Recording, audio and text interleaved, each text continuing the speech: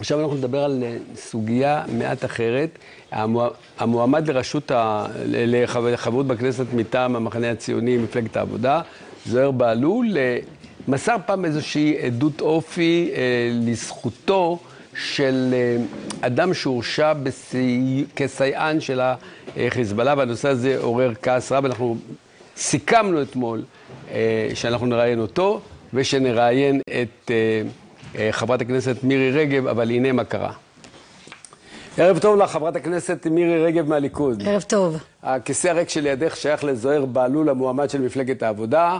הוא פשוט ברגע שכבר אנחנו היינו באולפן, הוא התחרט למרות כל הסידורים ולמרות כל האמירות ולמרות כל ההבטחות. שהקדמנו בשבילו. ופשוט לא הגיע.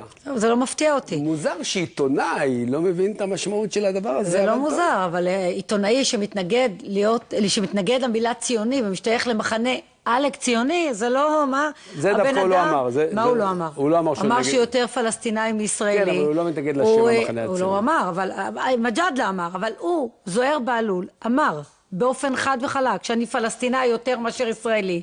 הוא סייע לסייען של החיזבאללה, להזכירה חיזבאללה זה ארגון טרור. אז על זה תכף נדבר. ודיבר כמובן על כמה זה טוב, על כמה האיש הזה, הסייען, הוא בטח איש איכותי וחשוב. זה אדם שנמצא במחנה הציוני, היה מעניין אותי לשמוע מה זה בעיניו ציוני. בוא נעשה סדר. גם את יותר יהודיה מישראלית, לא? אז הוא יותר פלסטיני מישראלי. לא, זה לא קשור לדת. זה לא נורא. הוא יכול להגיד, אני מוסלמי, אבל אני ישראלי.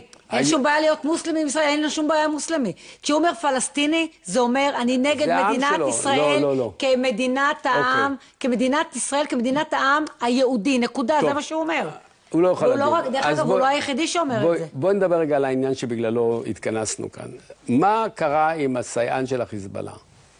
מה זאת אומרת מה קרה עם הסייען של החיזבאללה? על מה את טוענת כלפיו בעניין הזה? אני אומרת באופן חד וחלק, ברגע שהמשטרה והשב"כ התירו לפרסום את זה שזוהיר בהלול, שמתעתע את הציבור הישראלי, שמדבר בעברית יפה, שלא מתבלבל בין זכר ונקבה, וככה כולם אומרים, וואו, איזה יופי, איזה ערבי, ציוני יש לנו כאן. פתאום אנחנו מגלים את המסכה האמיתית של מי הוא זוהיר בהלול. קודם כל, אני לא יודעת בדיוק מה קרה, ובוודאי גם אתה לא יודע. אבל למה לא יכול לתת עדות אופי? הרי הוא לא מוסר עדות שקר, הוא אומר, הבן אדם הזה הורשע, לפני שיקבלו לו את העונש. אני אומר לכם שהוא בן אדם נחמד. לא, הוא הולך כדי להגן על בן אדם שהורשע בסיוע לחיזבאללה.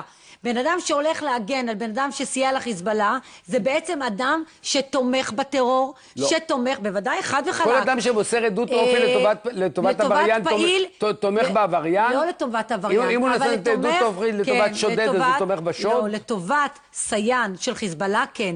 מישהו שהולך להגן על מחבל שבא לרצוח אנשים... הוא אמר שהוא הכיר את המשפחה והוא הלך לדבר על טבעה של משפחה מאוגנת. הוא גם אומר שהוא פלסטיני יותר מישראלי. זה משהו אחר.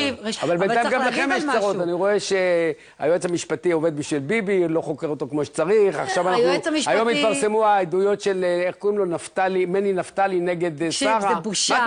כל הזמן מנגחים את רעייתו של ראש הממשלה, במקום לנגח את ראש הממשלה. יש משפט שבית המשפט יעביר את ענייניו, קודם כל שזה יגיע לבית המשפט. אבל זה העדויות, מה את רוצה שלא יפרסמו את העדויות? עד היום, למה דווקא בעיתוי כזה? דן, אל תהיה תמים, העיתוי הוא לא עיתוי סתמי, הוא לא מקרי, הוא כדי לנגח את ראש הממשלה. תעזבו את שרה כבר, תתעסקו בראש הממשלה. אי אפשר כל הזמן לנגח את רעייתו של ראש הממשלה ולנגח את שרה נתניהו. אתם רוצים, תתעסקו במהות. אין מה להתעסק במהות, אתה יודע למה? כי המפלגה שלנו זו מפלגה ציונית אמיתית, לאומית אמיתית, עם נתניהו שהוא ראש ממשלה מצוין, להמשיך להיות גם ראש הממשלה הבא.